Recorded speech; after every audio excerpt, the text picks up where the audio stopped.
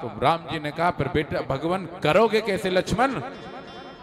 ध्यान से सुनना, लक्ष्मण का क्या जवाब था, प्रभु तब प्रताप बलनाथ, आपके बल के भरोसे कर रहा हूं, आप साथ बैठे हो ना, इसलिए मुझे कोई डर नहीं। बोलो राधे राधे। हाँ मेरे भैया साथ बैठे, फिर मुझे किस बात का डर, किसी भी मैदान में कूद सकता हूँ। बोलो राधे राधे। हाँ देखो, गुणीजन लोगों का संग करने का यही फायदा है। आज हम पहली बार ये भजन गाए, सही बता रहे हैं, बड़ा डर लगता है इनको गाने में। हाँ।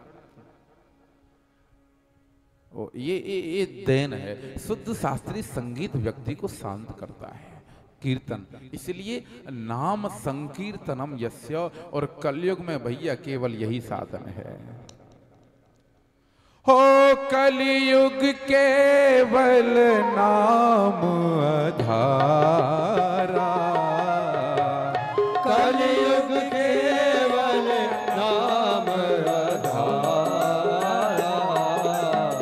सुमेरे सुमेरे नर होते रही पारा, सुमेरे सुमेरे भव उतर ही पारा, ओ मंगल भवन अमंगल हारे, मंगल भवन अमंगल हारी, त्रिबहु सुत दशरथ अजिर बिहारी,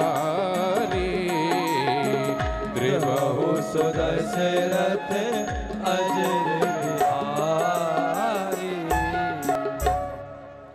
इसलिए मेरी माओ, जितना हो सके राजू जी, न क्या गार्डन पे तो ध्यान दे ही रहे हो, पर जितनो हो सके उतनो भगवान के कीर्तन पे भी ध्यान दो। बोलो राधे राधे। हाँ। अब क्या करें, हमारे ना कुछ लोग यहाँ शिष्यत्व तो है ही है, लेकिन उनसे व्यवहार हमारा मित्रवत हो गया। हाँ। तो एक मित्र की भांति अब हो जाता है। हाँ। हमारे 4-5 मित्र हैं, इतने अच्छे हैं, मनीष जी हुए, पिंटू भैया हुए, राजू जी हुए। हाँ। अच्छा फायदा है, देखो दोस्ती अलग बात है, मित्रता अलग बात है, दोनों में बहुत अंतर है। दोस्ती में हम हाथ मिलाते हैं, हाथ मिलाते हैं ना, हाथ मिलाने का मतलब समझते हैं आप? हाथ मिलाने का मतलब है भैया आज ही मिला रहे हैं हाथ, देख लेना कभी जरूरत पड़ी तो पहले ही चेता रहे, एक हाथ दूर तुम और एक हाथ दूर। इस धोखे में मत रहना कि कभी साथ खड़े मिल जाएंगे। बोलो राधे राधे। ये होती है दोस्ती। और मित्रता में क्या होता है? मित्रता में गले लगते हैं। हाँ, दोस्ती में दिमाग मिलता है और मित्रता में दिल मिलता है, और दिमाग और दिल में बड़ा भारी अंतर है। दिमाग सोचने का यंत्र है, दिल मानने का यंत्र है। भैया बड़ी बड़ी गहरी बात आ गई। देखो, दिमाग सोचने का यंत्र है, दिल मानने का यंत्र है। अगर दुनिया को रखना है तो दिमाग में रखो, और भगवान को रखना हो तो अरे बोलो ना, दिल में रखो। दुनिया को रखना हो दिमाग में रखो, और ठाकुर जी को रखना हो दिल में रखो। है जानना हो तो दुनिया को जानो, और मानना हो तो भगवान को मानो। और यदि उल्टा कर दिया तो दुनिया में दिल लगा दिया, ठाकुर जी में दिमाग लगा दिया, तो बोलो अब फिर गाते फिरना, जब से टूट गया कैसे कहें। बोलो राधे राधे। हाँ, इसीलिए भैया ठाकुर जी में तो दिल लगाओ, अगर दिमाग लगाना है वो दुनिया में लगाओ।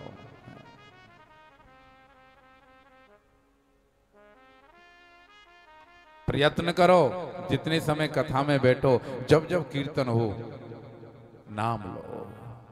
कोई किसी का नहीं मेरे साथ, सज धज कर जब मौत की सहजादी आएगी, न तेरा सोना काम आएगा न तेरी चांदी काम आएगी, सब रखा रह जाना है। भागवत का शुभारंभ महात्मा का यहीं से हुआ है। पहले श्लोक में प्रणाम कीनो है, सच्चिदानंद रूपाय विश्वोत्पत्त्यादि हेतवे तापत्रय विनाशाय श्री कृष्णाय वयम नमः। ध्यान से सुनना, पहले श्लोक में ये भागवत का नहीं, ये पद्म पुराण का है। भागवत के महात्म की कथा भागवत की नहीं है। 6 अध्याय किसके? पद्म पुराण के। क्यों? अगर अपनी बड़ाई कोई खुद करे तो लोग क्या कहेंगे? लोग कहेंगे देखो कितना घमंडी है, अपनी बड़ाई खुद कर रहा है। इसे भागवत की बड़ाई भागवत ने नहीं करी, किसने करी? पद्म पुराण ने करी है। क्यों? क्योंकि बड़े बड़ाई ना करें, बड़े न बोल। हाँ, पहले श्लोक में भगवान को प्रणाम किनो है। भगवान को अकेले नहीं किया, श्री कृष्णाय वयम नुमः बहुवचन है। भगवान राह और कृष्ण को हम सब मिल करके प्रणाम करते हैं। बोलो राधा कृष्ण भगवान की जय हो। नैमिषारण्य तीर्थ में इसी बात से कथा आरंभ। मौत का है। हाँ, लोग भले कहें, ऐसा है कोई जो कह सके कि मुझे डर नहीं लगता? मौत से हाथ खड़ा कर सकता है कोई? कोई नहीं करेगा। कहने को कह सकता है कि मुझे डर नहीं लगता है, लेकिन जब मौत सामने आती है ना, अच्छे अच्छों के पसीने छूट जाते हैं। बोलो राधे राधे। एक बुढ़िया मैया की मुझे कथा याद आ रही है। कोई बेचारी रही 65-70 साल की वो बुढ़िया मैया। तो गाँव में पहले गोबर नहीं उठाते थे सड़क से, वो गाय भैंस जाती हैं तो सड़क पे जो गोबर, अब समय बदला है। मैं मेरे समय की बात बता रहा हूँ। हमारे यहाँ गांव में जब गाय भैंस जाती थी, अगर कोई एक तिनका भी गोबर में गाड़ देता था सड़क पे, तो कोई दूसरी माँ उसको उठाती नहीं थी। आपको पता होगा, मुझे याद आ गई वो बात। देखो, बड़ी पुरानी बात। कुछ माताएं हंस रही हैं, इसका मतलब उनको पता है इस बात। पहले ये ईमानदारी थी। देखो, कोई नहीं देख रहा हो, लेकिन अगर गोबर में तिनका गड़ा मिल गया तो दूसरी माँ समझ जाती थी, भैया अब ये किसी का हो चुका है। हाँ, ये ईमानदारी।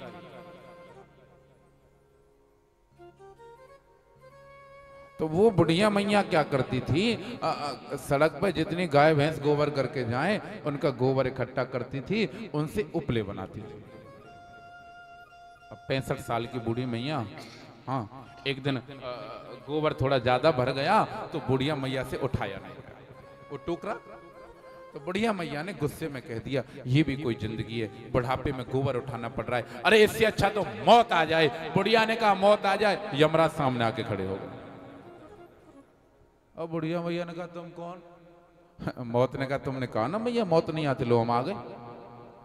बुढ़िया मैया ने कहा इतने भगवान को बुलाती हूँ, वो तो आज तक नहीं आए। ये झूठे को बुलाए, सांचे को चले। अब आ गए तो आ गए।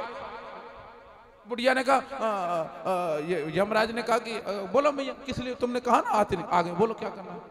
तो देखो, जिस गोबर के बोझ से दुखी होकर के वो बुढ़िया मरना चाहती थी, जब मौत को सामने देखा ना, वो बुढ़िया कहती है, भैया यमराज बात ऐसे ऐसे है, भैया ये गोबर का टोकरा थोड़ा ज्यादा भर गया, मुझसे उठाया नहीं जा रहा है, भैया ये टोकरा मेरे सिर पर रखवा जाओ और तुम जाओ। तो मरना है मरना है मरना है कहना सरल है, लेकिन जब मौत सामने आती है ना, तो जिस मौत से मरना चाहते हो, जिस दुख से मरना चाहते हो, मौत से कहते हो भैया ये दुख भले ही हम पे फिर दे जाओ, लेकिन तुम जाओ। लेकिन मेरे भाई बहन ये पक्का है, जातस्य ही ध्रुवो मृत्युर ध्रुवम जन्म मृतस्य च। जिसका जन्म हुआ है उसका मरना तो पक्का है। कोई फूल ना बाग में ऐसा खिला, खिलके न जिसे मुरझाना पड़ा। सृष्टि का ये अटल विधान रहा, जिसे आना पड़ा फिर भैया जाना भी पड़ा है।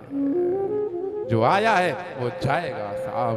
प्यास लगती है तो पनघट की याद आती है, लाज लगती है तो घूंघट की याद आती है। कैसी हसीन जिंदगानी है, उम्र ढलती है तो मरघट की याद आती है साहब। ये तो पक्का है, जिसका आना पक्का हुआ जाना पक्का है साहब। आया है सो जाएगा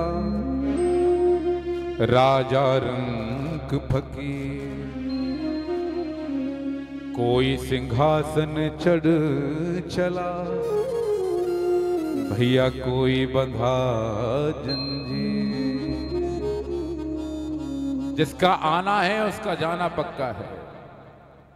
राजा परीक्षित के सामने भी यही मौत आई थी, 7 दिन में मरने का श्राप मिला था। तब श्री सुखदेव जी महाराज ने राजा परीक्षित को यही भागवत की कथा सुनाई थी, ध्यान से सुनना। लेकिन जैसे ही सुनाने बैठे थे, उस समय कौन आए थे उसके पास?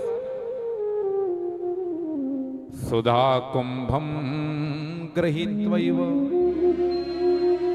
देवास्तत्र समागमन।